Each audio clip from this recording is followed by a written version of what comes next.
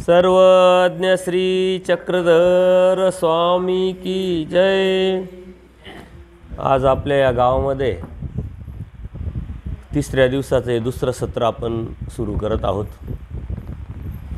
गेली 2 दिवसापासून आपण उपदेश का घेतला, कशासाठी घेतला, उपदेश घेणं म्हणजे काय, परमेश्वराची प्रवृत्ती, जीव उद्धरण्याचं व्यसन, सृष्टी निर्मितीचं कारण, परमेश्वराच्या अवताराचं कारण आणि आपल्याला बोध देण्याचं कारण हे आपण बघितलं। हे आपल्याला ह्याच सृष्टीमध्ये याच देही मिळाले समजले अशातला काही भाग नाही। अनंत जन्मात अनंत सृष्टीमध्ये परमेश्वर प्रत्येक सृष्टीमध्ये ह्या जीवाला मानव जन्मात आणल्यानंतर प्रत्येक जीवाला ज्ञानपाळी फिरवतात, प्रत्येक जीवाला।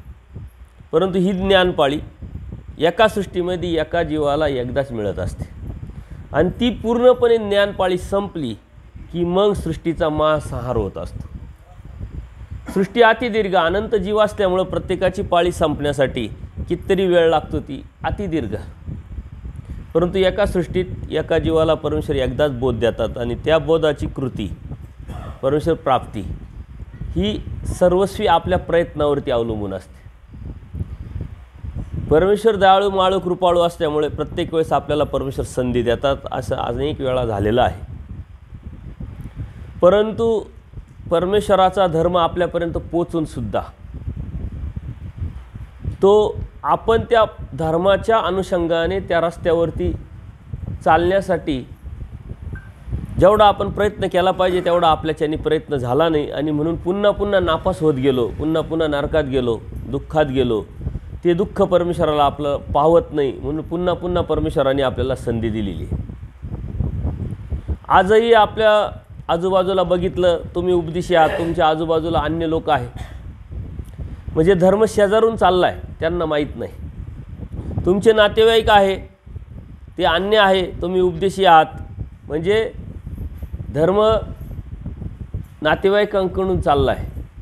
आपल्या शेजारावरून अनेक वेळा धर्म गेला, आपल्या नातेवाईकांमधून धर्म गेला, आपल्या घरातून धर्म गेला। कितीतरी असे लोक आहे की ज्या घरामध्ये 1-2 उपदेशी राहतात, बाकीचे बिगर उपदेशी राहतात, म्हणजे घरातून गेला। हे धर्म जाण्याचे जे प्रकार आहे हे अनंत वेळा आपल्या जीवनात घडलेले आहे। काही अप्रयत्नाने धर्म जात असतो, काही अज्ञानाने जात असतो, काही आपली जी अभिलाषा आहे, मग ती इस्टेटीची असेल, पैशाची असेल, मान्यतेची असेल, त्यांनी जात असतो।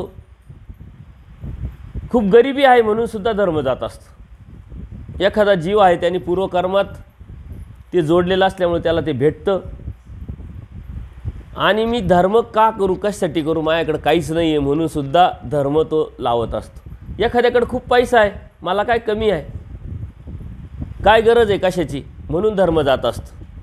म्हणून आपल्या जीवनामध्ये असे धर्म अनेक वेळा गेले, घरातून गेला, शेजारातून गेला, पैशातून गेला, अभिलाषेपोटी गेला, अज्ञानातून गेला, गरिबीतून गेला। आजही आपला तो धर्म जाण्याची शक्यता आहे आणि तो कशातून जातो याचं आत्मचिंतन आपण केलं पाहिजे। कारण आपल्याला भ्रम झालेला आहे आणि तो भ्रम जोपर्यंत तुटत नाही तोपर्यंत धर्म आणि परमेश्वर आपल्याला प्राप्त होत नाही। कधीतरी आपण अन्य होतो, आपण जन्मातात लगेच उपदेशी झालो नाही। तुमचे पूर्वज जरी उपदेशी असेल, परंपरेने जरी उपदेशी असेल, तर तुम्ही 8 वर्षात लगेच उपदेश घेतला नाही। परमेश्वराने सांगितलं 8 वर्षात लगेच विकल्पाचा संचार होत असतो। विकल्प जे आहे कर्म त्या जीवाचं, त्या मुलाचं लगेच सुरू होत असतं। परंतु तुम्ही 8 वर्षात उपदेश झाला नाही। झाला कोणाचा एखादा 8 वर्ष झाल्यावर बरोबर उपदेश झाला आहे? इथं जे आहे त्यांच्यापैकी झाला आहे का?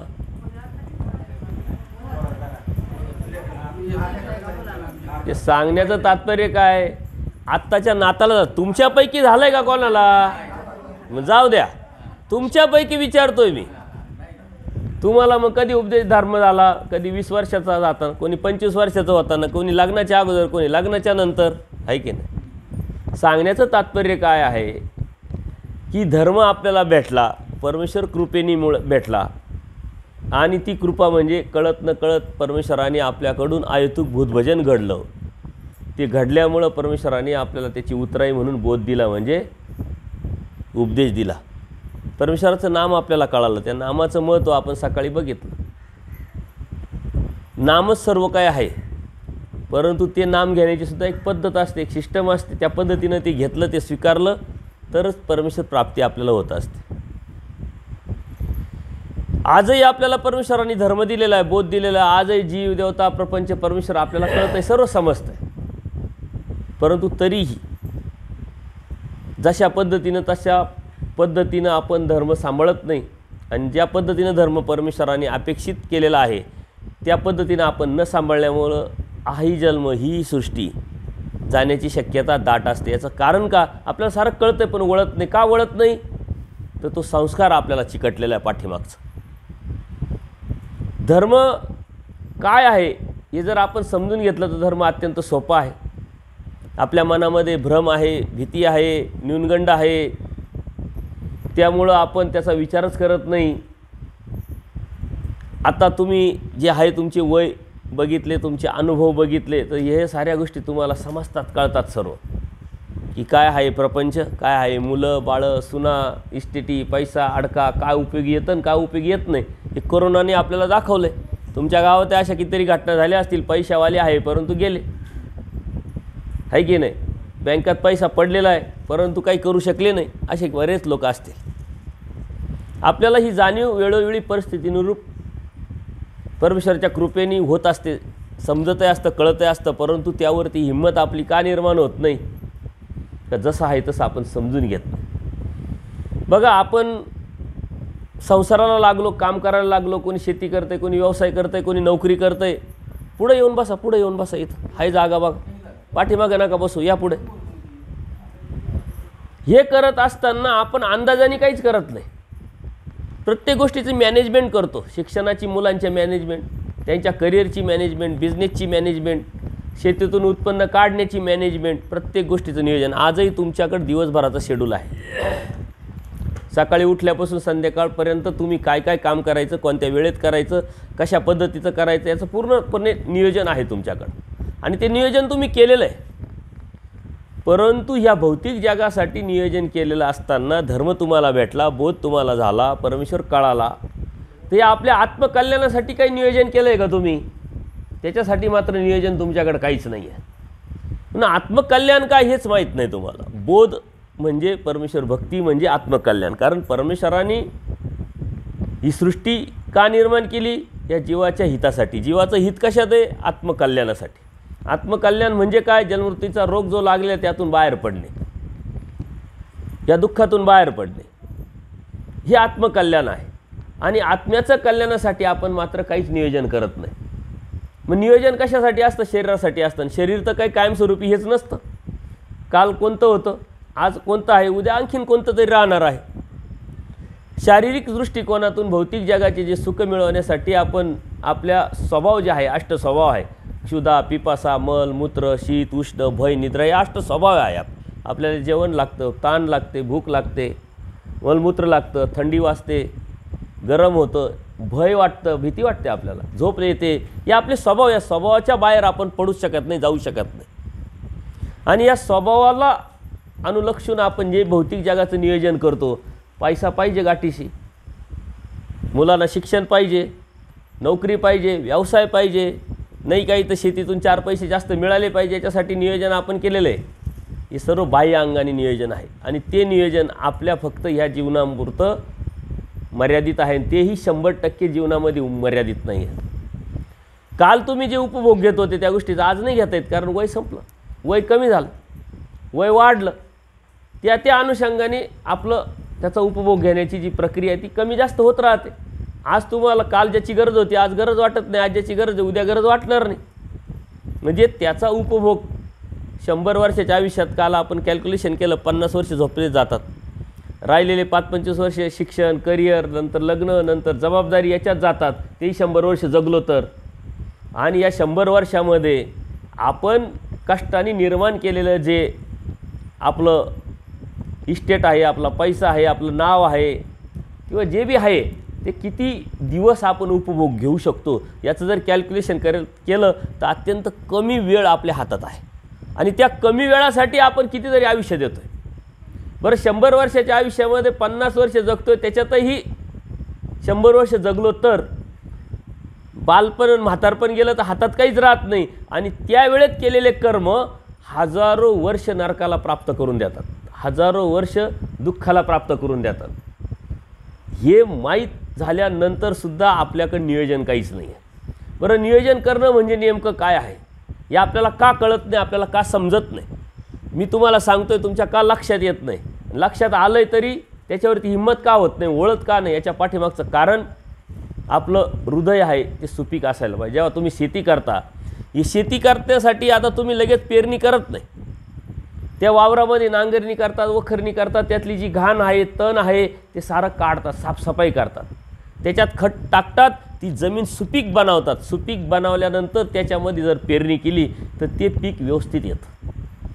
आत्ताही तुम्ही पेरणी केल्यानंतर परत तणनाशक मारणारच आहे, काही औषधं फवारणी करणार, जेणेकरून त्याचा रोग येईल, रोगप्रतिकारशक्ती वाढेल, किंवा त्या रोगाला तो बळी पडणार नाही, याच्यासाठी आपण औषधं करणारच आहे. ते चांगलं वाढावं, चांगलं पोसावं, त्यातून चांगलं फळ यावं, याच्यासाठी खतं पण टाकणार आहे. हे सारं आपण पिकासाठी करतो, तसं आपल्या जीवनासाठी आपण केलं पाहिजे. तणल्या वावराचा दृष्टांतातून परमेश्वराने सांगितलं, एखादी जमीन मुळातच सुपीक असते, तिच्यामध्ये पेरल्यानंतर चांगलं पीक येतं, आणि एखादी जमीन सुपीक नसते, तिला सुपीक बनवावं लागते. तसं आपलं हृदय, आपली बुद्धी, आपलं जीवन हे सुपीक आहे की घाण आहे याचा आपण विचार केला पाहिजे. आणि ते सुपीक बनवायसाठी सत्संग ऐकून परमेश्वरांनी काय सांगितलेले ते समजून आपल्या जीवनामध्ये उतरवलं पाहिजे. सकाळचा सत्संग आपण त्यावरतीच घेतला. तुम्ही सकाळपासून संध्याकाळपर्यंत किती गाठ्या करतात, किती देवपूजा करतात, किती साधू संतात जेव घालतात, किती वेळा विशेष करतात, वर्षातून किती वेळा स्थानं करतात, वर्षातून किती वेळा साधू संतांना पंक्ती देतात, याच्यापेक्षा तुम्ही तुमच्या जीवनामध्ये कसे वागतात हे अत्यंत महत्त्वाचं. तुम्ही हे सर्व कराल, परंतु तुमच्या हृदयामध्ये दुसऱ्याविषयी खोटेपणा असेल, भामटेपणा असेल, चांगले विचार नसेल, तर ह्या करण्याला काही अर्थ, याच्यावरती पाणी फिरून जाईल. आपण म्हणतो ना, खूप चांगला वागला आणि एक छोटीशी चुकी तुझ्या जीवनामध्ये सर्व पाणी फिरून गेली. कधीतरी आपल्याकडून सुद्धा कळत नकळत एखादी चुकी आपल्या जीवनाला त्रासदायक ठरते. तसं सुपीक जमीन जसं चांगलं पीक देतं, तसं सुपीक जीवन हे परमेश्वरापर्यंत आपल्याला घेऊन जात असतं. आता ते सुपीक जीवन बनवायचं कसं? ज्ञानाशिवाय तर काहीच होत नाही. एखादी गोष्ट जर समजून घेतली तर ती आपल्याला आत्मसात करता येईल, आपल्या जीवनामध्ये उतरवता येईल. आणि ती जर उतरवता नाही आली तर आपल्या जीवनामध्ये बदल पण होत. लहान मुलगा असतो, त्या लहान मुलापुढे बघा बिस्किटचा पुडा ठेवा आणि 500 रुपये ठेवा, तो काय उचलेल? पहिला बिस्किटचा पुडा उचलेल. का? त्याची समज कमी, त्याला नेमकी काय पाहिजे, त्याची गरजेनुसार ती आज गरज होती त्यावेळेची, पैसे घेऊन करल काय? आणि जरी त्यांनी पैसे उचलले तर तुम्ही परत त्याच्याकडून घेणारच आहे. बिस्किट तरी खाता येईल, त्याच्या पद्धतीनं त्याची बुद्धीली लेवल आहे, समज आहे, अवस्था आहे, त्यांनी ते स्वीकारलं आहे. तो मोठा झाल्यानंतर तो काय करील? 500 रुपये उचलेल, कारण त्याला त्याचा उपभोग घेता येईल. तशी आपली समज बुद्धीची किती लेवलवरती गेलेली आहे, त्याच्यानुसार आपण काय स्वीकारतो आणि काय नाकारतो हे ठरत असतं. धर्म आपल्याला हे सांगत असतं का काय स्वीकारायचं आणि काय नाकारायचं, चांगलं ते स्वीकारायचं, वाईट ते नाकारायचं आहे. आपल्या जीवनामध्ये आचारप्रणाली जी आहे आज ह्याच मिनिटाला, या क्षणाला आपण निर्माण केली तरच परमेश्वरापर्यंत आपल्याला ती घेऊन जाऊ शकते. म्हणून ह्या साऱ्या ज्या गोष्टी आहे ह्या धर्माच्या अनुलक्षण आहे.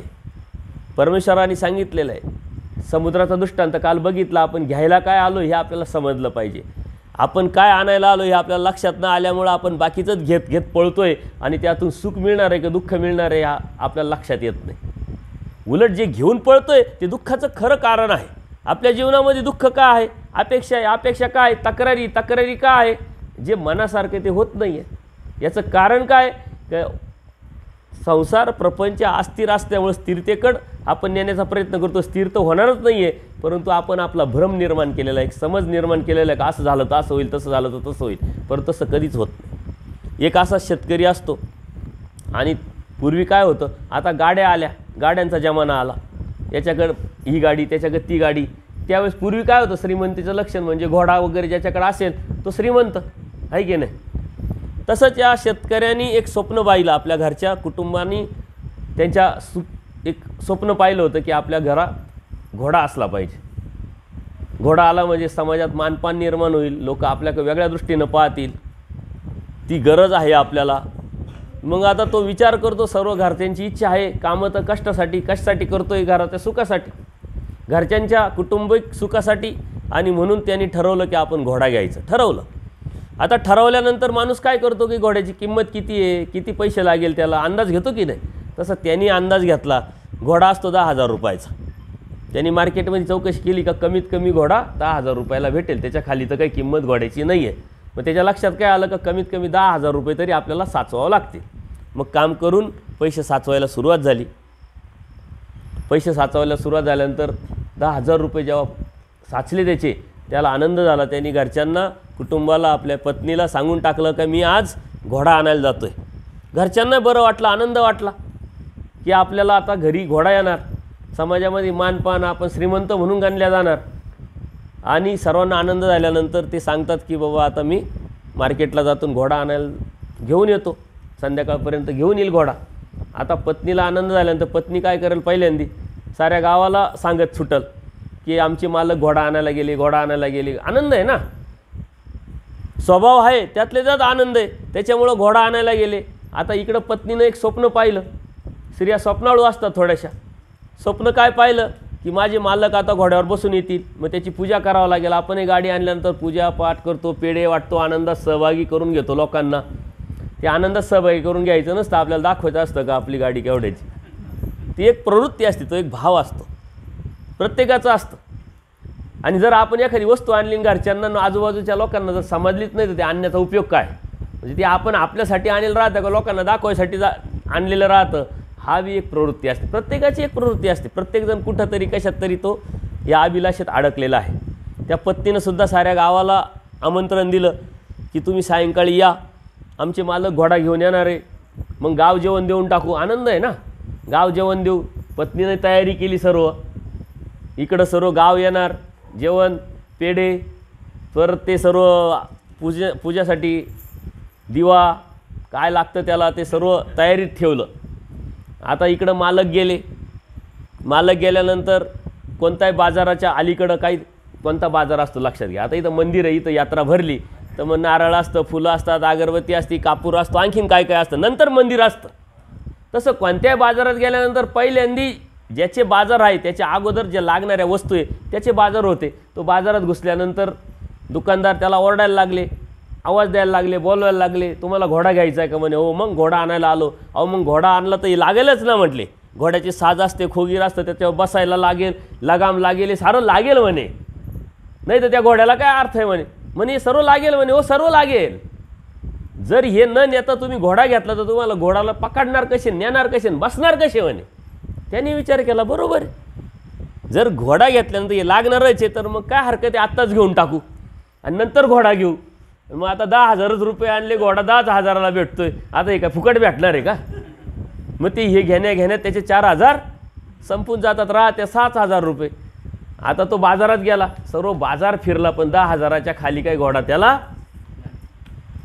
घोडा घ्यायला आलाय, परंतु घोडा घेता आला नाही. कारण का तर त्याचा पैसा खर्च झाला, नाविलाज झाला त्यांनी. आता तो दुकानदार आहे ते परत थोडी रिटर्न घेणार आहे. पाटी लावलेली असते, आमचा माल विकल्यानंतर परत घेतला जाणार नाही. मग ते म्हणा रिटर्न घेणार नाही, देता येणार नाही, तोही घेणार नाही. मग आता काय याचंच गाथुडं बांधा, डोक्यावर टाकन, चला घरी आपल्या. आता त्यांनी काय मजबुरी, काय अडचण आली ती त्याला माहिती. घोडा तर घेता आला नाही, परंतु घोड्याचा सारा साज जो आहे तो त्यातनी गाथुडं बांधलं, डोक्यावर टाकलं, गावाकडे निघाला.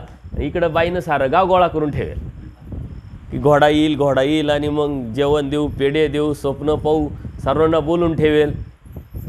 जसजसं वेळ होत चालली तशी बाई कानुसा टाप टाप काय आवाज येतोय का, घोडा दिसतोय का, येतोय का. आजूबाजूच्या बाया म्हणायला लागले, खरंच येणार आहे का, किती वेळ झाला, आम्हाला तू बोलून ठेवलंय.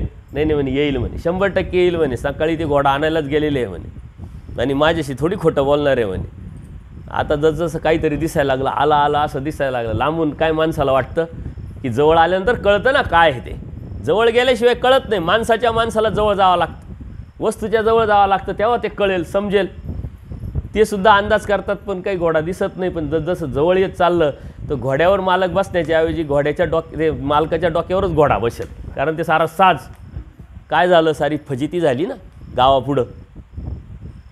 गावापुढं फजिती झाली, अपमानास्पदक वाटलं, परंतु आणायला काय गेलो होतो, घ्यायला काय गेलो होतो याचं भान न ठेवल्यामुळं काय घेऊन आलो. तसं आपण सुद्धा जीवनामध्ये का आलो आहे, कशासाठी आलो आहे, काय घ्यायला आलेलो आहे.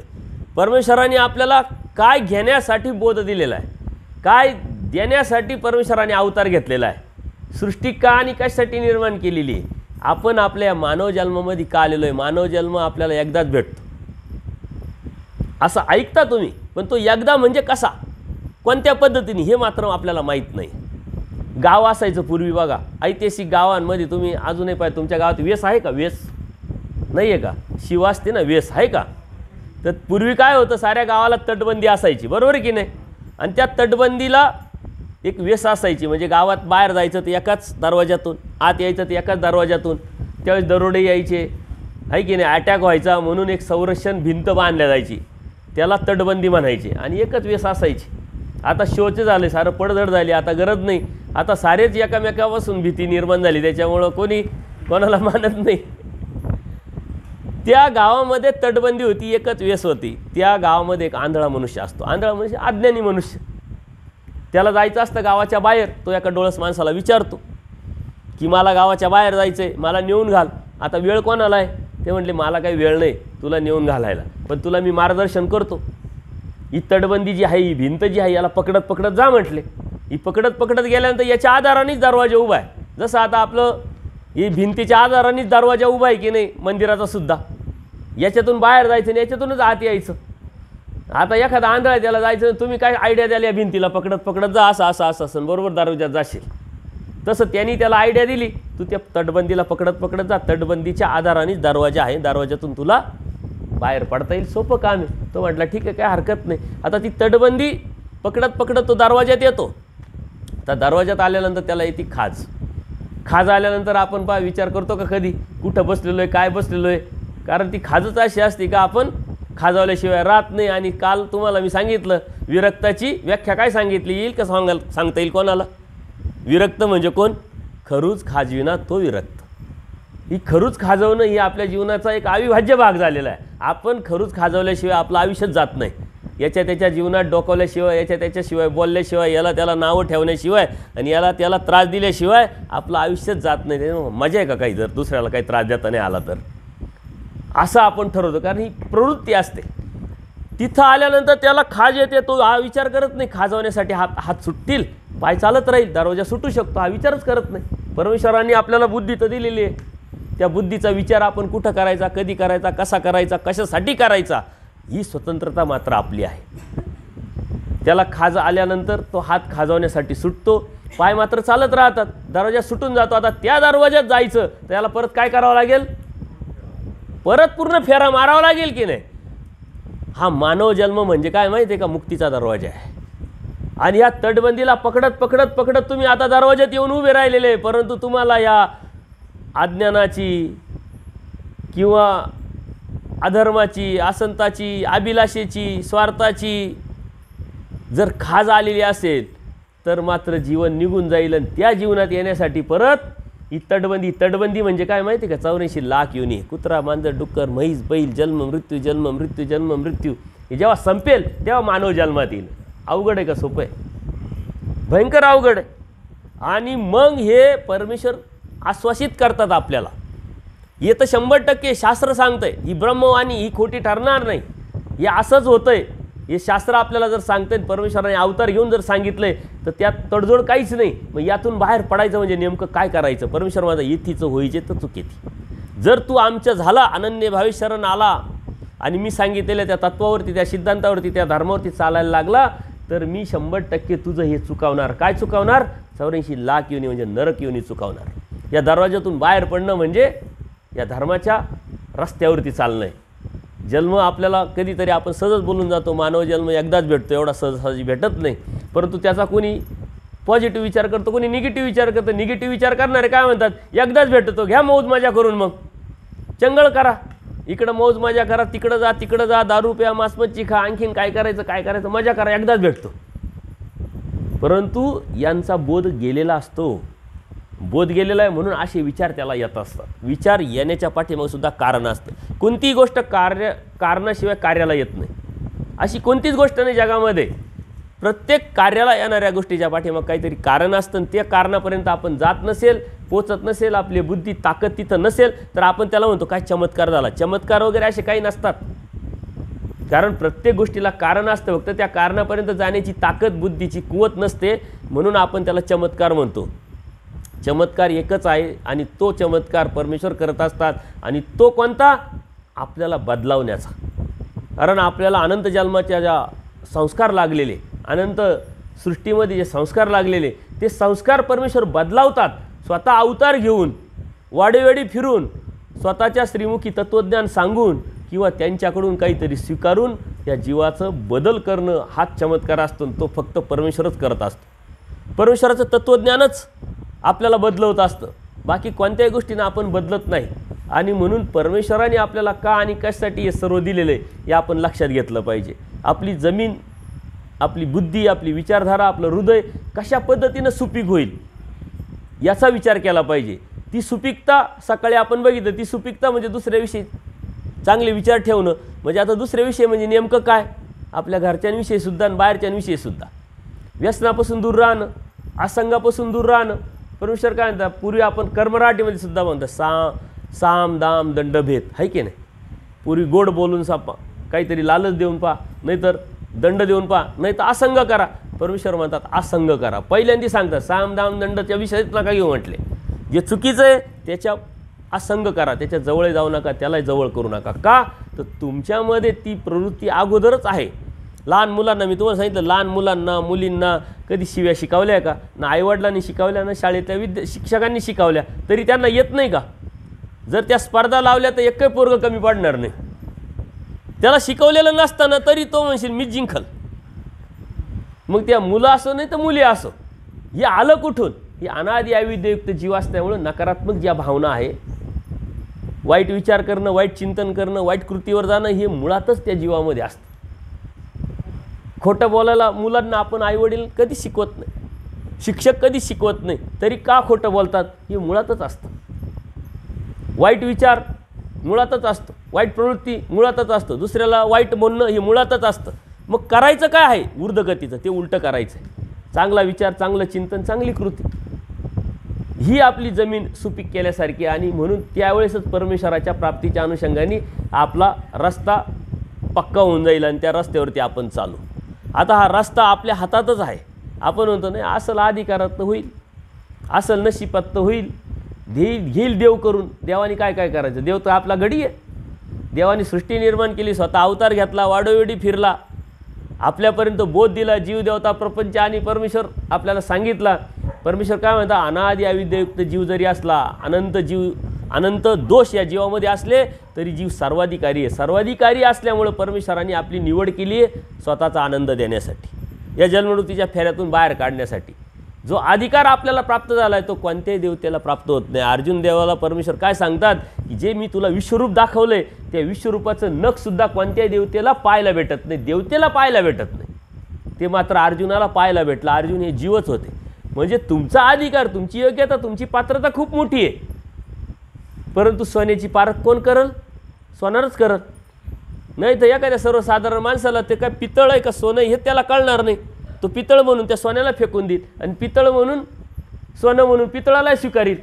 त्याला लागती पारख. आणि ती पारख परमेश्वराने बोधाच्या माध्यमातून आपल्याला दिलेली. जीव काय आहे, देवता काय आहे, प्रपंच काय आहे, परमेश्वर काय आहे, हे आपल्या धर्माचे 4 पदार्थ आहे. या आपल्या धर्माचे 4 खांब आहे. या खांबावरती आपल्या धर्माची इमारत उभी आहे. याचं कार्यकारण स्वरूप लक्षण. जीव म्हणजे काय, तो आला कुठून, कशासाठी आला, काय करायचं आहे आणि काय त्याला प्राप्त करायचं आहे, कोणत्या कर्मातून त्याला काय भेटणार आहे, याचं सर्व तंतोतंत नॉलेज म्हणजे जीव पदार्थ. देवता कोण, कुठं, काय, त्याची मर्यादा, त्या पद्धतीनं काय कार्य करतात, कशा करतात, त्या काय देऊ शकतात जीवाला, काय नाही देऊ शकत, हा सिस्टमचा एक भाग आहे. मी आपल्या दुसऱ्या सत्संगामध्ये आपण घेतला का देवता हा सिस्टमचा कसा भाग आहे. प्रपंच काय आहे, जो पसरला जातो तो प्रपंच, जो पसरवला जातो प्रपंच साहित्यामध्ये व्याख्या केलेली आहे. किती पसरावा त्याला काही लिमिटेशन नाही. जितका जास्त पसारा तितका जास्त त्रासदायक. परंतु आपली हौसच ती आहे. आणि परमेश्वर कोण आहे, काय आहे, सर्व शक्तियुक्त अनंत ब्रह्मांडांचा नायक, तो सर्वज्ञ, का ज्याला सर्व काही समजतं, सर्व काही कळतं.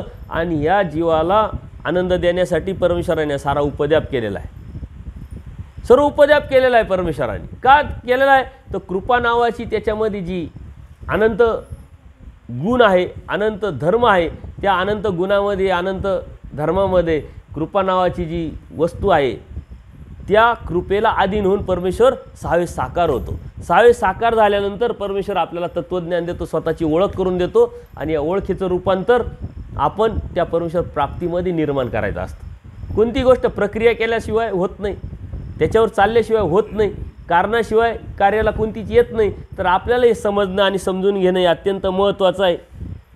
आपण जितकं परमेश्वराच्या जवळ जाऊ, जितकं परमेश्वराच्या धर्माजवळ जाऊ, तेवढं आपल्याला अधिक स्पष्ट होईल, अधिक क्लिअर होईल. आणि म्हणून धर्माच्या अभ्यासामध्ये आपण गेलो पाहिजे. अभ्यास लीळाचरित्रातून आहे, दृष्टांतपाठ सूत्रपाठ आहे, दृष्टांतपाठ आहे, श्रीमद भगवद्गीता आहे, यातून आपण तो समजून घ्यायचा असतो, जाणून घ्यायचा असतो. नाशिकमध्ये सिन्नर तालुका आहे, त्या सिन्नर तालुक्यात एक महास्थान आहे आपलं. त्या सिन्नर शिर्डी हायवेवरती एक खोपडी नावाचं स्थान आहे. परमेश्वर त्या खोपडी स्थानाकडून सिन्नरकडे येत होते. बरोबर बाईसा होत्या, नाथोबा होत्या, दायंबा होत्या, असे अनेक भक्त होते. आणि येत असताना तिथली पण लीळा तुम्हाला सांगतो. तिथं कोणत्याही प्रकारचं शहर नव्हतं, गाव नव्हतं. आता परमेश्वर अनंत ब्रह्मांडाचा नायक आहे, त्यांना काही कमी नाही आहे, परंतु प्रवृत्ती नव्हती. आणि म्हणून तिथं गाव नसल्यामुळं भिक्षा मागता येत नाही, आणि जवळ काही शिदा पण नाही. बाईसा म्हणते, देवा आपल्याजवळ आता काही शिदा नाही आहे, इथं राहायचं म्हटल्यानंतर काहीतरी बनवावं लागेल, इथं गावही नाही भिक्षेला, करायचं काय? तर देवाने लगेच एक नगरच वसून टाकलं. म्हणले कुठं नगर, गाव नाही, हे काय म्हणे नगर? अचानक बाईसांना दिसलं नगर आहे. त्यांना वाटलं आपल्याला पाहिलं नसेल, आपल्या लक्षात आले नसेल. म्हणे पण नगर जरी असलं तरी काही शिदा आणायला लागेल, आपल्याला काही असू नये, म्हणजे पैसे नाही त्यावेळेस. म्हणले मग आडकित्ता आहे आमचा, गाण ठेवा. बाईसा म्हणतात, अहो ही दुसरी वेळ तिसरी वेळ आडकित्ता गाण ठेवायची. परब्रह्म परमेश्वर अनंत ब्रह्मांडाचा नाही की ही वेळ. म्हणले बाई आमची प्रवृत्ती नाही, आमची प्रवृत्ती जर झाली तर असं जर उकरलं तर सोन्याच्या हांडेचे हांडे निघतील. म्हटले आमची प्रवृत्ती नाही, तुम्ही जा म्हणे. तर आडकित्ता घेऊन त्या जातात. एक किराणा दुकान असतं, किराणा दुकान असल्या त्या किराणावाल्याला सांगता की आडकित्ता घ्या, गाण ठेवा आणि आम्हाला काही किराणा द्या. आता त्या दुकानदाराच्या लक्षात येतं की ही बाई आली आणि भरपूर गिऱ्हाईक यायला लागले. माणसाला एक अंदाज येतो ना, म्हणून तो दुकानदार बसून ठेवलं आणि दुकान करीत बसला. ते झाल्यानंतर मग आडकित्ता घेतला. तो आडकित्ता पाहिला, एवढा सुंदर आडकित्ता, देवाचा आडकित्ता कसा असेल, त्यावेळची कला कुशर एक वेगळ्या पद्धतीची असेल. आणि तो घेतल्यानंतर त्यांनी ते सर्व किराणा दिला. किराणा दिल्यानंतर ते म्हणे कोण, कशासाठी, आडकित्ता कोणाचा? आता बाईसानी जे आहे ते सांगितलं. आणि सांगितल्यानंतर ते सर्व किराणा घेऊन आले. आल्यानंतर पाहतात तर ते नगर आहे तर नाही. सर्व किराणा आल्यानंतर देव म्हणतात, जा बाई आडकित्ता घेऊन या. जातात ते एका खडकावरती तो आडकित्ता तसाच ठेवलेला होता. देवाला काय अशक्य आहे? देव समर्थ आहे, ते समर्थाचं कार्य आहे. हे झाल्यानंतर तिथून श्रीनगर, त्यावेळेस सिन्नरला श्रीनगर म्हणायचे. लीळाचरित्रामध्ये गेल्यानंतर कोणत्या शहराला कोणते नाव होते हे सुद्धा आपल्याला येतात. इतिहासाचं जर काही संशोधन करायचं असेल तर लीळाचरित्राचा संदर्भ ग्रंथ घ्यावाच लागतो. त्याच्याशिवाय इतिहासकारांना इतिहासाचं संशोधनच करता येत नाही. लीळाचरित्र हा मराठीतला आद्य ग्रंथ आहे, तो आपला धर्मग्रंथ आहे, लक्षात घ्या. त्याच्या अगोदर मराठीत कोणता ग्रंथच नव्हता. जे पहिले ते महानुभावांचं, जे पहिले ते आपलं आहे. मराठीत व्याकरण ते स्वामी श्री चक्रधर म्हणजे महानुभावांनी निर्माण केले तेच व्याकरण मराठीत आज वापरले जातं. पहिला ग्रंथ लीळाचरित्र आपल्याकडंच आहे. हे सारं पहिले लेखनकार पूजनीय माईंभट ते आपलेच आहे. पहिले धवळे, महादंबेचे धवळे तुम्ही ऐकले असेल नाव, तर ते आपलेच आहे. जे पहिले ते परमेश्वर निर्मित आहे. आणि त्यावेळेस श्रीनगर यात रस्त्याने जात असताना थोडेसे लांब झाडं दिसले. आता त्या झाडांना ते होते एरंडाचे झाडं. आता तुम्हाला एरंड पाहिलेलं असेल, ते एरंडाला सुद्धा असे छोटे छोटे आंब्याचे लगडलेले घड दिसतात. बाईसा म्हणतात, देवा काय आंबे बन आहे, किती मोठं आंबे बन आहे. आता देवाला सर्व माहिती आहे, पण देव काहीच बोलले नाही. जसं जवळ गेले तसं लक्षात आलं तर ते आंबे नाही आहे, ते तर एरंड आहे. देवानी चेष्टा केली, गंमत केली, म्हणे बघा बाईसांचं आंबे बन किती मोठे म्हणे. आता देवानी चेष्टा केली, ते नाथोबा जे होते ते बी चेष्टा करायला लागले, बाईसांचं आंबे बन, बाईसाचं आंबे बन. म्हणे अरे देवानी केलं तर तूही बोलतो का म्हटले, जाऊ दे म्हणे. असं सांगण्याचा उद्देश काय, परमेश्वरांनी मग दूरदृश्य याचा तिथं दृष्टांत सांगितला. म्हणजे बाई असंच असतं, लांबून आपण फक्त अंदाज करतो की हे झाड आहे, पण कशाचं आहे आपल्याला समजतं का, नाही समजत. किंवा एखादी व्यक्ती येत असते आणि माणूस कोणीतरी येतोय, परंतु कोण आहे आपल्याला समजत नाही. जसं जवळ येईल आपण अंदाज करतो, तो तिकडचा असेल, तो असेल, तो असेल. जसा जवळ येतो तशा पद्धतीने त्याची ओळख होते. आंब्याचे झाडं नव्हते ते एरंड्याचे झाडं होते, परंतु दुरून आपल्याला त्या बाईसांना काय वाटलं, ते आंब्याचे. जसं जवळ गेलं तेव्हा ते एरंडाचे लक्षात आले. आता एरंडाचे आहे, परंतु ते एरंड्याचं किती झाडं, किती मोठं आहे, त्याला किती एरंड हे समजण्यासाठी तुम्हाला काय करावं लागेल, अधिक जवळ जावं लागेल, त्याच्या खाली उभं राहावं लागेल का नाही. तसं धर्म लांबून आपल्याला कळणार नाही, समजणार नाही. आपल्या जीवनाच्या हिताचं आहे, आपल्या हिताचं आहे, भल्याचं आहे. मी तुम्हाला आता किती सांगितलं तरी तुमच्या डोक्यात किती घुसत आहे आणि तुमच्या हृदयात किती ठचत आहे हे आता देवच जाणो. आणि कारण MECBवरून लाईट असेल तर बटणं दाबण्याला अर्थ आहे ना. आता जर लाईट नसली, लाईट गेली अचानक, मी किती बटणं दाबले तर काय उपयोग आहे का. लाईट असेल तर बटन दाबलं तर फॅन लागेल, बटन दाबलं तर लाईट लागेल. तसं MECBवरून म्हणजे परमेश्वराची कृपा तुमच्यावरती किती आहे, तुमच्या पाठीमागचा संस्कार कसा आहे, तुमच्याकडून कळत न कळत कसे भजन घडलेले आहे, त्याच्यावरती मी सांगितल्यानंतर कळणं, समजणं, उमटणं त्यावरती अवलंबून आहे. त्यावरती हिंमत निर्माण होणे, त्यावरती चालणं हे त्यावरती अवलंबून जरी असलं तरी प्रयत्नवाद हा आपला आहे. धर्म आपला काय सांगतो, 99% प्रयत्न, 1% प्रारब्ध, 1%च नशीब म्हणजे प्रारब्ध. आता जे नशिबावरती आपण प्रारब्ध आपण जे जोर देतो ते आपल्या हातातच नाही, होऊन गेलं. ते होऊन गेलं त्याचा काय विचार करायचा, आपल्या हातात काय प्रयत्न. तर 99% आपण प्रयत्न केला पाहिजे. 1% प्रारब्ध होते त्याचा विचार न करता तो दैवावर सोडला पाहिजे. तुम्ही ते कर्मराटीमध्ये म्हणतात की ये रे हरी दे रे हरी खाटल्यावरी असं म्हणतात ना. जर दे रे काय पलंगावरी म्हणतात काहीतरी. तर आपण जर बसलो आणि नुसतीच अभिलाषा करत राहिलो तर काय उपयोग होईल का, त्यासाठी हातपाय हलवाच लागेल. तसं प्रयत्न करणं अध्यात्माच्या अनुषंगाने, परमेश्वर प्राप्तीच्या अनुषंगाने तो प्रयत्न करणं म्हणजे नेमकं काय हे कालपासून आपण समजून घेतोय, जाणून घेतोय. तो प्रयत्न तुम्हालाच करावा लागणार आहे. इथं कोणीही करणार नाही, कोणी करून घेणार नाही. त्याच्यासाठी हिम्मत आणि मॅनेजमेंट. तुमच्या डोक्यामध्ये बरेच भ्रम आहे की मग बाबा तर म्हणतात संकल्प सोडा, मग कसा सोडायचा, बरं नाही सोडला तर मग काय, सोडला तर काय, आता दीक्षा घ्यायची, बाबा म्हणतात दीक्षा घ्या, दीक्षा घ्या. मग एवढं सोपं आहे का दीक्षा घ्यायची, तर राहायचं कुठं, इथं घरातच नीट आम्हाला नीट ठेवून ती सांभाळती नाही, 2 परक कोण सांभाळील, कसं करायचं हे सारं डोक्यात आपलं चक्र चालू राहतं की नाही. परंतु तसं काही नाही आहे. परमेश्वर म्हणतात वासना कर, मी तुझा होईल, मी त्याग करेल. आणि जिथं आहे तिथं सुद्धा तुम्ही त्याग करू शकता. ही दशीची धरिली पुरे. जसं लहान बाळ असतं बघा, ती आई आता तुमच्या गावात उद्या बाजार आहे, तुम्ही बी कधीतरी बाजाराला गेले, आपलं नातू नाती पाठीमागं लागतात, आपल्याला नाही म्हणता येत नाही, आपल्याला बाजार करायचा असतो, आता त्याचं सांभाळावा का बाजार करावा. मग आपण काय करते, आई काय करते, ती पदर त्याच्या हातात देते आणि ती बिंदास होते, कारण त्यांनी पदर धरलेला असतो. ती बाई चालत राहते पुढं आणि त्यांनी बी पदर धरलेला, त्याला हिंमत असते की माझ्या आईचा पदर आहे आपल्या हातात, आता आपण काही चुकणार नाही. आणि त्या बाईला बी काय का माझ्या पोराने माझा पदर धरला, ते काही चुकणार नाही. ती तिच्या कामात आणि हा याच्या कामात चालू असतं. परंतु पुढं गेल्यानंतर ती सारखं रडत राहतं पाठीमागं, आई मला खाऊ दे, मला हे खेळणं दे, मला हे दे, रडत राहतं. ते पुढं गेल्यानंतर अचानक गर्दीत कसा तरी तो पदर त्याचा सुटल्या जातो, ते लागलं रडायला. आता आई नाही रडणार, पोरग, बाई बी कासावीस झाली, परंतु पोरग पाहायचं कुठं, शोधायचं कुठं. आता ते पोरग रडायला लागल्यानंतर 4 लोक जवळ झाले, आले की कोणाचं पोरग हरवलं, कोणाचं पोरग हलवलं. आता ते रडायला लागल्यानंतर आपण पहिलं काम काय करतो, याचं रडणं कसं थांबेल.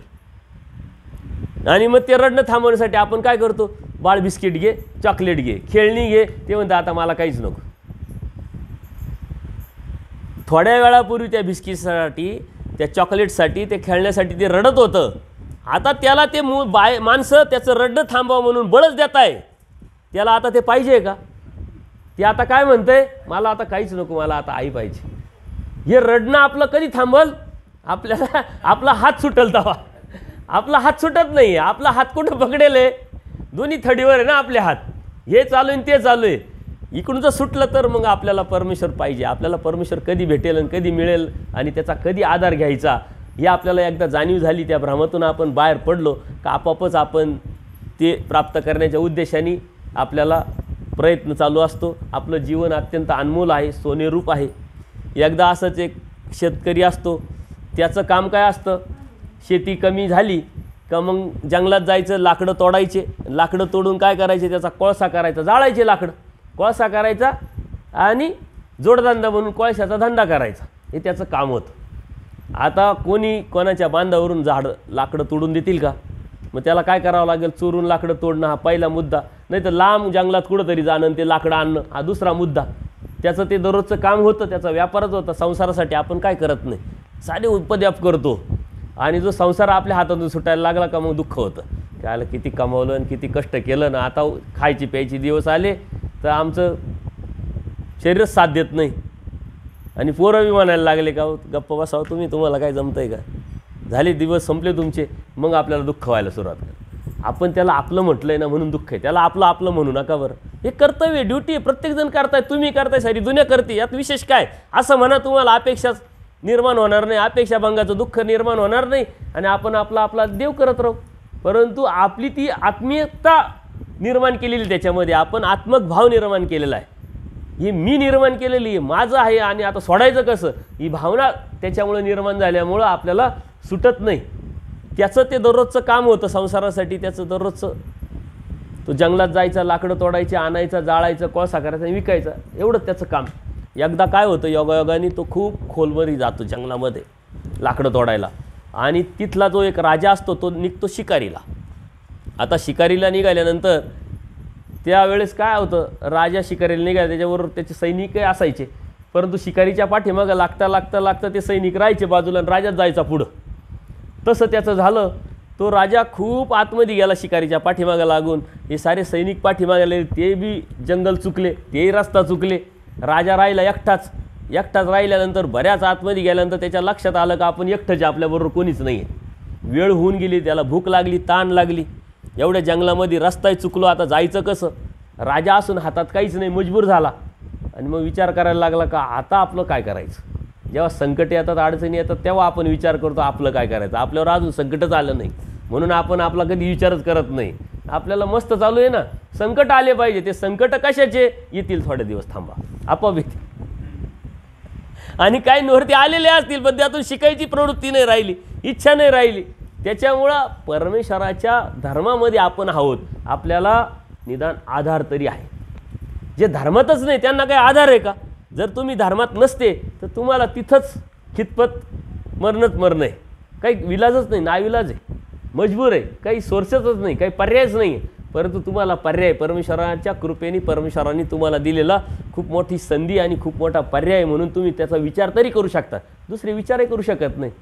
तो राजा आता ताण लागली म्हटल्यानंतर, भूक लागली म्हटलं तर विचार करायला लागला, परंतु कानोसा घेतला. त्याच्या लक्षात आलं का काहीतरी तोडण्याचा कोणीतरी आवाज येतोय आणि त्या आवाजाच्या दिशेने तो जायला लागला. त्याच्या लक्षात येतं की एक माणूस लाकूड तोडतोय. आता त्याच्यासमोर राजा येऊन उभा राहिल्यानंतर ते कापायला लागलं का अचानक राजा आपल्यासमोर. त्याने घाबरू नको, मी राजा आहे म्हणे, मी ओळखलं तुम्हाला म्हणे, मी असं असं आलो, मी चुकलो, मी खूप आतमध्ये आलो, मला ताणही लागली, भूकही लागली म्हणे, काहीच घाबरू नका, काही टेन्शन नका म्हणे, माझं दररोजचं आहे म्हणे, रस्ते मला माहिती आहे आणि माझ्यावर शिदोरी आहे, जेवणही करा, पाणी प्यान, तुम्हाला मी राजवाड्यात सही सलामत नेऊनच सोडल. राजाला हायसं वाटलं आणि त्याला वाटलं आता राजाचं काम केल्यानंतर 2 पैसे आपल्याला राजा बक्षीसही देईल. आता राजाच तो अभिलाष आहे, जीव स्वार्थी आहे ना, प्रत्येक गोष्टीकडे स्वार्थाने पाहतो. एखाद्याला काम जरी सांगायचं आणि काम करून जरी घ्यायचं असेल तरी काहीतरी काम असेल तर आपण नमस्कार करतो, नाही तर नमस्कारसुद्धा घालायची प्रवृत्ती नाही आपल्याला. काय कामच नाही, काय विनाकारण नमस्कार घालायचा, ही प्रवृत्ती आहे आपली. काम असेल तर बळच आपण गोड बोलणार, त्याला जवळ बोलावणार. तसं तो बी विचार करतो. त्याने मग ती शिदोरी सोडली, राजाला खाऊ घातलं, पाणी पाजलं मस्तपैकी. म्हणे चला आता रस्ता पाला माहिती दररोजचंच काम आहे म्हणे, काही विशेष नाही. आता राजाला जन्मवृत्तीच्या याच्यातून आणलं आहे त्यांनी. राजा जर कोणी भेटला नसता तर पाण्या वाचून जेवण वाचून तडफडला असता. तिकडे हिंसर प्राणी बी त्याला, तो राजा तिथं, वाघ आला, सिंह आला, त्याला काय मी राजा सांगून चालला असतं काय. हिंसर प्राणी त्याला खाऊ टाकले. तो सहज विचार करतो राजा की अरे आपल्या आता जीवावर बेतलं होतं, याच्यामुळं आपण वाचलो. आता ज्यांनी वाचवलं त्याच्याविषयी आपोआपच आदर निर्माण होणार. राजा झाला प्रसन्न. आता राजा प्रसन्न झाला तर राजाच्या लेवलवरच तो बक्षीस देणार ना. ती इज्जत पण इज्जतीचा प्रश्न आहे. त्यांनी काय केलं, राजाने विचार केला की हे दररोज लाकूड तोड याचा धंदाच आहे, याला आपण एक जंगलच देऊन टाकू. त्या जंगलाचं काही उत्पन्न निघेल, याचं जंगल होईल, नावं घेईल, याने आपलं जीवन जगवलं आहे, तर म्हणे जंगलच तुला देऊन टाकलं. तो खुश झाला म्हणे, जंगल आता भारी काम आहे म्हणे. माणसाची विचारधारा कशी असते बघा, ज्या लेवलचा माणूस तीच विचार करतो. आता राजाने त्याला दिलं जंगल. आता जंगल भेटल्यानंतर त्यांनी ते लाकडं तोडून कापावून जाळावून कोळसा करून विकावा का?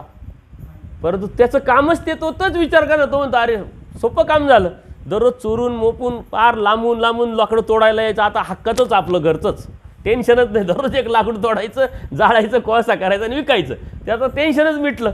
त्याचं दररोजचं ते काम चालू झालं.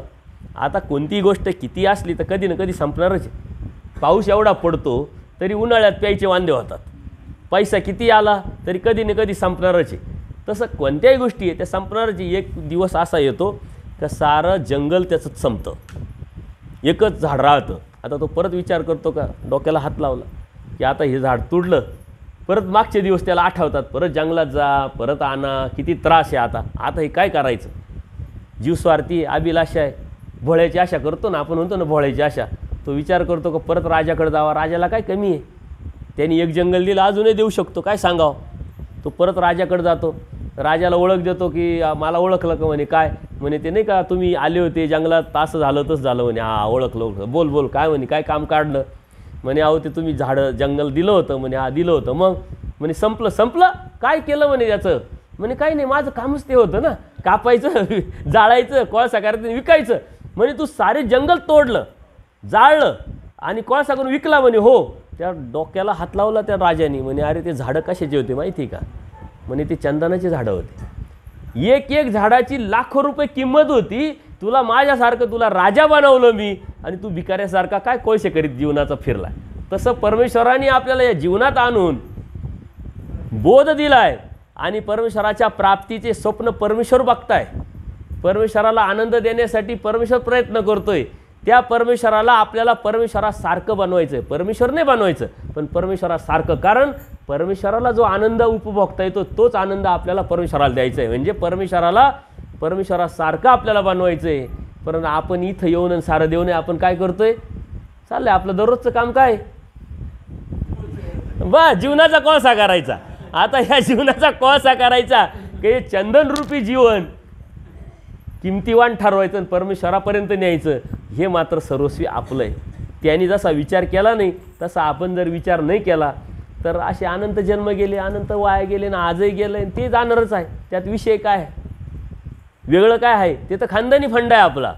जन्माला आलो, संसार केला, कर्म जोडले, भोगायला गेलो, भोग संपले, परत जन्माला आलो, परत कर्म जोडले, परत सारखं चालू आहे. त्याच्यामुळे यात विशेष काहीच नाही वाटत आपल्याला.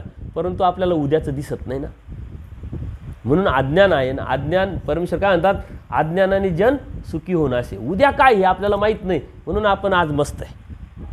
तुम्हाला त्या दिवशी पहिल्या दिवशी सांगितलं, झोप येते, स्वप्न पडलं तर स्वप्नांचं महत्त्व कुठपर्यंत? झोप येते तोपर्यंत. एकदा जागे झाले तर त्या स्वप्नाला काही महत्त्व आहे का?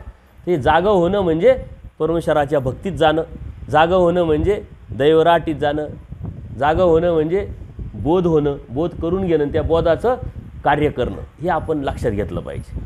आपला उद्देश काय हे आपण समजून न घेतल्यामुळं, आपल्या जीवनाचं ध्येय काय आपल्या डोळ्यासमोर, आपल्या जीवनासमोर अस्पष्ट झाल्यामुळं आपण चाललं आहे फक्त पाट्या टाकायचे काम चालू आहे. आजचा दिवस उद्यावर, उद्याचा दिवस परवा. आपल्याला फक्त टाईमपासचं पडलं आहे. आता दिवस कसा जाईल? कारण आपल्याला काही कामं नाही राहिले. आता मुलं बाळं कामं करतात, सुना कामं करतात, त्यांचे कामं करून ते गुपचूप कामं करतात, ते बी आपल्याला पावत नाही. बळच आपण लुडबुड करायच्या मागं लागतो. कशासाठी करायचे, का करायचे? आपल्याला सोर्स नसते तर गोष्ट वेगळी, पण निदान आपण दशीची धरली पाहिजे त्या बाळासारखी. त्या आईचा जोपर्यंत त्यांनी पदर धरलेला होता त्याला कशाची भीती होती का? टेन्शन होतं का? ना गर्दीची भीती होती, ना चुकून जाण्याची टेन्शन होतं. हे दशी धरणं म्हणजे काय? परमेश्वरा मी तुझा होईन याची हाव धरणं, भाव ठेवणं, इच्छा ठेवणं, वासना करणं. परमेश्वरांचा दशीची धर. श्रीकृष्ण महाराजांनी अत्यंत सोपा आणि सरळ धर्म सांगितलेला आहे. मृत्यूशयेवरती पडल्यानंतर, आता मरायला टेकलोय आपण, मृत्यूशय आपल्याला कोणत्या मिनिटाला आता मरण येणार आहे. परमेश्वर काय म्हणता बघा, किती मोठी सिक्युरिटी दिलेली आहे. मृत्यूशयेवरती पडल्यानंतर जर हा माझा झाला ना, तेव्हा की देवा मी अनंत जन्म गेले, अनंत सुट्ट्या गेल्या, तुम्ही बोध देऊन आम्हाला सर्व दिलं सांगितलं, परंतु मी समजू शकलो नाही. मी आता कधी कोणत्या मिनिटाला मरू शकेन, कोणत्या मिनिटाला मरेन, माझ्या हातात काहीच राहिलं नाही. आणि जे करायचं ते मला करता पण आलं नाही, परंतु आता मला पश्चाताप झालेला आहे. मी आता प्रायचित्त घेतोय, मी आता प्रार्थना करतोय, देवा मला नको कुठं दुसरीकडे जाऊन देऊ, मी आता तुझा झालो, तू माझा, देव माझा मी देवाचा.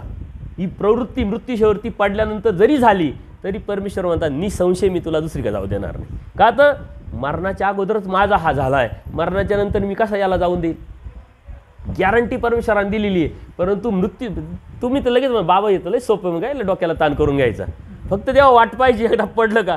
परंतु ती वाट आपण आयुष्य कसं गेलेलं आहे त्याच्यावरती अवलंबून आहे. तुम्ही जर सारं आयुष्य याच्यातच जर घालवलेलं असेल तर तिथं पडल्यानंतर आपल्याला काय आठवतं, त्याला पैसे देईल उसने, ते घेऊन टाक, याचे देणं आहे, त्याचा करणं आहे, या असं करणं आहे, ती जमीन नावावर करून घ्यायची आहे, त्या चुलत्याकडे जरा लक्ष दे, तो लय बांधकोरीत राहतो,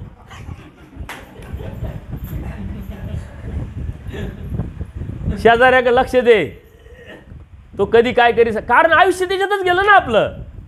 जर आयुष्य जर तुम्ही देवाच्या नामात स्मरणात जर गेलेलं असेल तर मरताना देवाची आठवण येईल ना. आयुष्य कसं घालवतात त्याच्यावरती शेवटचा क्षण तुम्हाला पकडता येणार आहे. तेवढं सोपं आहे का, सोपं. शेवटचं क्षण पकड म्हटले तरी मी तुला दुसरीकडे जाऊ देणार नाही, निसंशय ते बी. परंतु तो शेवटचा क्षण पकडणं आपल्या हातात आहे, परंतु तो प्रयत्नवाद, त्या धर्माची जाणीव ही करून आपल्याला पुढं जायचं आहे. ही दशीची धरणं म्हणजेच वासना करणं, म्हणजेच अभिलाषा ठेवणं, परमेश्वर प्राप्तीच्या अनुषंगाने ती सतत चिंतन करणं, मनन करणं आणि त्या अनुषंगाने काय करता येईल याचा विचार करणं. अवघड नाही आहे धर्म, मोठा नाही आहे धर्म. का तर परमेश्वराला फक्त जीव उद्धारण्याचंच व्यसन आहे. तुम्हाला येनकेन प्रकारे तुम्हाला नरकात जाऊ द्यायचं नाही, दुःखात जाऊ द्यायचं नाही. हे परमेश्वराने ठरवलं आहे, पण आपल्याला ठरवलं पाहिजे, आपण ठरवलं पाहिजे का मला आता हे नको, खूप झालं आता. आपण कधीतरी म्हणतो खूप झालं, नको आता मला ही अशी प्रवृत्ती निर्माण झाली तर त्या परमेश्वराची आठवण कराल, चिंतन कराल, तरच तो हवा ही इच्छा ठेवाल. द्रौपदी माता काय होती, तिचं वस्त्र हरणाच्या वेळेस तिच्यावर संकट आलं मोठा. ते संकट आल्यानंतर तिच्याकडे काय, तिच्या बाजूचे काही कमी लोक होते का. द्रोणाचार्य होते, भीष्माचार्य होते, अर्जुनसारखा एवढा मोठा योद्धा होता, भीमासारखा योद्धा होता, परंतु ती त्यांच्याकडे जेव्हा याचना करत होते ना तेव्हा बंधनात होते. तेव्हा मी काहीच करू शकत नाही आम्ही, तेव्हा बंधनात होते, ते हरले होते ना. भीष्माचार्य आणि द्रोणाचार्य तर त्या कौरवांचं खाल्लं होतं, त्याच्यामुळे ते कांडे होते. आणि मग तिच्या लक्षात आलं का आता माझा कोण आहे, माझा फक्त आणि फक्त श्रीकृष्ण महाराज. ती देवाला प्रार्थना करते. आणि हे ज्यावेळेस चालू होतं ना तेव्हा श्रीकृष्ण महाराज आणि रुक्मिणी माता बसलेल्या होत्या. रुक्मिणी मातेला लगेच राग आला, देवा तुमची भक्त तिच्यावर एवढं मोठं संकट आले आणि तुम्ही बिंदास बसले म्हणे, तुम्हाला काहीच वाटत नाही म्हणे. अहो ती माझी तर होऊ द्या, ती अजून माझी नाही आहे ना. त्रिकोणाकडे जाती, द्रोणाचार्यांकडे जाती, भीष्माचार्याकडे जाती, अर्जुनाकडे जाती, भीमाकडे जाती याचना करण्यासाठी, ती माझी होऊ द्या, मग मी काय करतो पहा म्हणे. तिला जेव्हा समजलं काय आता हे माझे नाही आहे, मी यांची नाही आहे, हे आता माझं संरक्षण करू शकत नाही, मला सहाय्य करू शकत नाही, आता माझा तो फक्त श्रीकृष्ण महाराज. आणि मग ती काय प्रार्थना करते, तेव्हा आता मी माझी नाही, मी द्रौपदी नाही, माझं अस्तित्वच नाही, माझी ओळख काय, आता मी तुझी आहे आणि तू माझा आहे, आता माझी लाज माझी राहिलीच नाही, आता तुला काय करायचं ते ठरव. आणि मग देवाने वस्त्र पुरवलं. तसं देव माझा वाटला पाहिजे. सकळे संपत्ती असंपत्ती जीवाची फक्त आणि फक्त परमेश्वर संपत्ती जेव्हा जाणीव तुम्हाला होईल तेव्हा शेवटचा क्षणसुद्धा तुम्हाला पकडता येईल. शेवटचा क्षण पकडण्यासाठी आयुष्यभर तुम्हाला तळमळ करावं लागेल, दुःख करावं लागेल, वासना करावं लागेल, त्याची अभिलाषा करावं लागेल. तो परमेश्वर काय आहे, ही मुक्ती काय आहे हे समजून घ्यावं लागेल, डोक्यात बसवावं लागेल. तेव्हाच आपण ती याचना करू, तेव्हा ती प्रार्थना करू. शेजारच्या माणसाकडून आपल्याला जर काम करून घ्यायचं असेल ना तर त्यालासुद्धा 4 वेळा विनंती करावं लागते की नाही. आपोआप लगेच कोणी येत नाही. इथं परमेश्वर अनंत ब्रह्मांडाचा नायक आहे, त्याच्याकडून काम करून घ्यायचं, त्याच्याकडून त्याच्या मुक्तीला जायचं. किती विनंती करावं लागेल, किती याचना करावं लागेल, किती प्रयत्न करावा लागेल याचा आपण विचारच करत. आपल्याला देव एकदम सोपा वाटतो, अत्यंत स्वस्त. 20 रुपयाचं नारळ एक, काय त्याच्यावरती सुपारी, लवंग वेलची असले तर असले, पानं असले तर असले, एक विडा आणि देव आपला. इतकं सोपं, टेन्शनच नाही. परंतु देव एवढा सोपा असता तर देवाने एवढा उपद्याप केला असता का? आणि एवढं सांगूनही तुमच्या डोक्यात घुसत नाही, हा आडपाडता निर्माण झाला असता का? पटकन फायद्याचं आहे ना. मी काय तोट्याचं सांगतोय का तुम्हाला, नुकसानीचं सांगतोय का? फायद्याचं सांगतोय. तरी म्हणतं बाबा सांगतोय, बाबाला सांगायला काय लागतं? तिकडं गेटच्या बाहेर गेल्यानंतर तुम्ही अशाच गप्पा मारता, बाबा सांगत आहे खूप चांगलं, पण एवढं सोपं आहे का? बाबाला सांगायला काय लागतंय? परंतु मी तुमच्यातूनच आलेलो आहे, तुमच्यात आणि माझ्यात काही फरक नाही आहे. ते करून आल्यामुळं ते अनुभव मला पण आहे. परंतु जे जसं आहे तसं जाणल्यामुळं, समजल्यामुळं ती तळमळ, ती तडफड निर्माण झाली पाहिजे, हे लक्षात घ्या. आणि म्हणून वासना करा. सकाळी आपण बघितलं की आचार काय तिथं गेल्यानंतर करायचा असतो असं नाही आहे. इथंच तुम्ही आचार करू शकता. शेवटचा क्षण पकडण्यासाठी इथं तुम्ही तळमळ करू शकता, दुःख करू शकता, स्मरण करू शकता, पहाटेचं उठून परमेश्वराला प्रार्थना करू शकता. 5-5 नामं आपल्याला दिलेले म्हणजे काय? ते परमेश्वराचे मोबाईलचे नंबर आहे. पहिला लागेल तर नाही लागेल याची काही गॅरंटी नाही, दुसऱ्याची तर अजिबातच गॅरंटी नाही. ते अमुक दर्शन श्रीकृष्ण महाराज तर राजे, आपण तर काही राजे नाही आहे. आता श्रीकृष्ण महाराजांशी कॉन्टॅक्ट करायचं तर आपल्याला राजं व्हावं लागेल ना. आता मुख्यमंत्र्याला भेटायला जायचं तर आपण जर असं सर्वसाधारण गावातले असेल मुख्यमंत्री आपल्याला भेट देईल का? पण आपण आमदार असेल, खासदार असेल, थोडासा विशिष्ट नेता जर असेल किंवा व्यावसायिक मोठं श्रीमंत असेल तर तो आपल्याला लगेच भेट देईल. त्या लेवलचं लागेल ना. श्रीकृष्ण महाराजांच्या लेवलचे आपण नाही आहे, कारण ते राजे अवतार.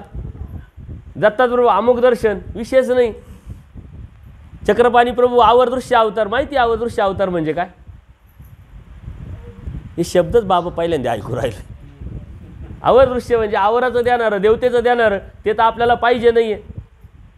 गोविंदप्रभू बाबा परदृश्य अवतार म्हणजे पराचं देणारं, परमेश्वराचं देणार आहे. तो तयार झालेला एकदम रेडीमेड जो जीव आहे ना, त्याला प्राप्तीला देणारे गोविंदप्रभू बाबा. आपण तर तयारच नाही आहे, आपण कच्चे मडके सारे. म्हणजे त्या अवताराचा विषय राहिला नाही. राहिला कोणता अवतार? स्वामी श्री चक्रधरांचा. तो अलौकिक अवतार आहे. यती मुनीचा वेश आहे का? काही उपाधी मन काहीच नाही. भांडारेकरांकडे जायला भिक्षेला त्यांना काही कमीपणा वाटला नाही. बाई सांग स्वतः जाऊन संबंध द्यायला काही कमीपणा वाटला नाही. जीव व्यसन, जीव उद्धारण्याचं व्यसन, सतत तळमळ, स्वतः जाणारे, स्वतः संबंध देणारे, ती प्रवृत्ती परमेश्वराची असल्यामुळं अत्यंत सोपा, सरळ, अलौकिक अवतार स्वामी श्री चक्रधरांचा आपल्याला भेटलेला आहे. त्या परमेश्वराचा नंबर तर 100% लागेल. पण ती वेळ कोणती माहिती आहे का? पहाटे 3 ते 6ची. त्यावेळेस आपण डाराडोर झोपेल राहतो. त्याच वेळेस बाबा शांत झोप लागेल. तुम्ही काय म्हणता सकाळी उठा. दिवसभर किती वनवन करतो, हा बोलतो का काय, तो बोलतो का काय, हे भेटतं का नाही, ते भेटतं का नाही, सारं आयुष्य मौज मजेत गेलं ना, आता दुसऱ्याच्या ताब्यात गेलो. तुम्ही म्हणताय सकाळी उठा, कसं काय उठा? त्याच वेळेस शांत झोप लागेल राहते. पण तीच वेळ आहे परमेश्वर प्राप्तीची. त्याच वेळेस परमेश्वराचा फोन नंबर लागेल. स्मरण जर केलं त्याच वेळेस तुमचं हृदयात परमेश्वर जर आले तर हृदय शुद्ध होऊन जाईल. हृदयात परमेश्वर आला घाण राहील का? जसं आता दादांनी सकाळी विचारलं की नपाळतं, म्हणजे नपाळत्याच्या ठिकाणी साधू संत गेले, पाय ठेवला, जेवण केलं का लगेच पाळतं होऊन जातं. साधू संतांच्या पायानी नपाळतं पाळतं होऊ शकतं. तर परमेश्वराच्या तुमच्या हृदयात आल्यानंतर तुमच्या हृदयामध्ये काही घाण राहील का? शुद्ध. आणि देवाला तेच अपेक्षित आहे. शुद्ध मन, शुद्ध विचार, शुद्ध हृदय हे परमेश्वराचं वास करण्याचं ठिकाण आहे. सारी घाण एखाद्या ठिकाणी आपल्याला जाऊन बसायचं आहे, तिथं जर घाण असेल तर आपण बसू का? आपण पहिले साफसफाई करून मग बसू. बसायचं 2च मिनटासाठी, तरी साफसफाई लागते आपल्याला.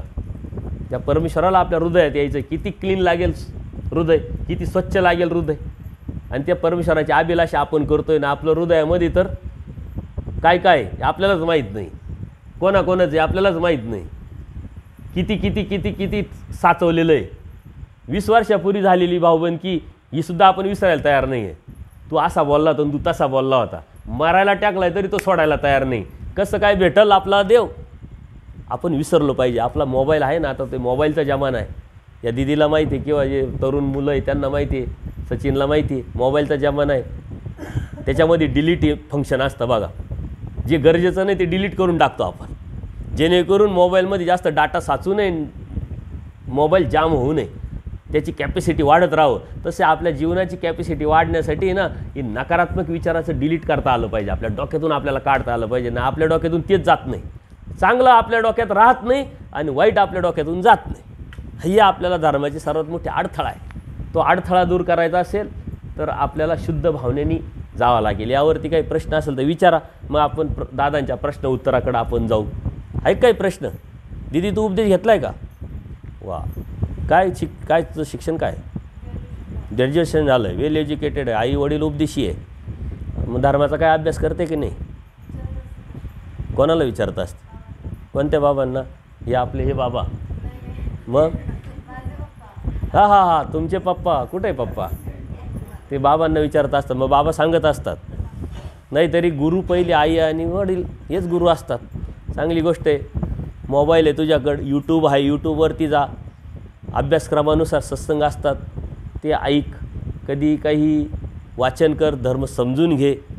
तू भाग्यवान आहे का ज्या घरात धर्म आहे, संस्कार आहे, तिथं जन्माला आलेली. परंतु ते भाग्य तुला शोधावं लागेल. शाळेत तर त्यांनी घातलं आहे, फी दिली, ट्युशन लावली, परंतु अभ्यास तर तुलाच करावा लागेल, पेपर तर तुलाच द्यावा लागेल. तसं धर्मात तुझ्या पूर्वकर्माच्या नुसार परमेश्वराने आणलं आहे, परंतु प्राप्त मात्र तुला करावं लागणार आहे. तुझ्यासारख्या मुलींनी 4 मुली एकत्र केल्या पाहिजे. 4 दिवसानंतर तू एकटीच आली यंग म्हणून, कोणीच नाही. सचिन दादाचा बी सत्कार करावा लागेल. आजच आला आहे तो. त्याने आल्याबरोबर तुमच्या गावाचं आम्हाला पाणी पाजलं, परंतु त्याचं दर्शन आजच झालं. तुमचं पाणी किती पिलं तरी मला काही पाणी लागणार नाही, एवढं मात्र नक्की. हां, पहिल्यापासून येतोय, पण सत्संगाला आजच बसला तो. सांगतो काय मग, पहिल्या दिवशी आलो तर त्याच्याच हातचं पाणी पिलो आम्ही. आमच्या स्वागताला तोच एकटा होता गावा मिळून, ते मी कबूल करतो ना, परंतु सत्संगाला आला नाही. आपलं जीवन अत्यंत अनमोल आहे. छोट्या छोट्या गोष्टीतून आपण ते जर घालवलं ना, तुम्हाला सकाळी सांगितलं काकसुकराचा दृष्टांत, परत सांगायची गरज नाही. तो पक्का डोक्यात ठेवा. कावळा दिसला का तो दृष्टांत आठवला पाहिजे, डुक्कर दिसलं का तो दृष्टांत आठवला पाहिजे का देवाने काय सांगितलं आहे, कशासाठी सांगितलं आहे. आपल्याला असं व्हायचं नाही आहे. आपल्याला कसं व्हायचं आहे ही जाणीव आपण आपल्याला सतत जर ठेवली ना, तर आपण भानावर राहू आणि मग परमेश्वर प्राप्तीच्या अनुषंगाने आपली प्रगती किंवा आपला रस्ता आपण कापत राहू. यावरती काही प्रश्न नाही आहे, तुम्हाला असं गृहीत धरू आपण. सर्वज्ञ श्री चक्रधर स्वामी